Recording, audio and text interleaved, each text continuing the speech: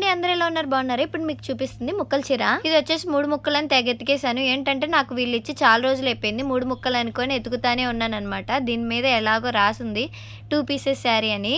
బతికిపోయాను, లేకపోతే వాళ్ళకి కుట్టించేదానికంటే నేను ఎతికేదే ఎక్కువ అయిపోయేది అనమాట.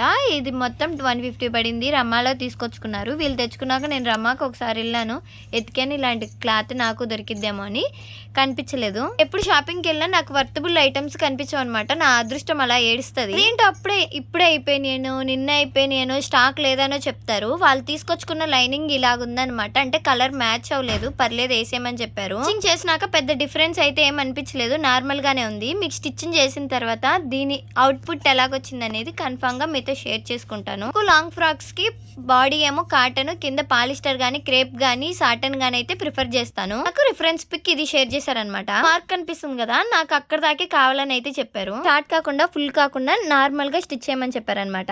Thanks for watching. బై.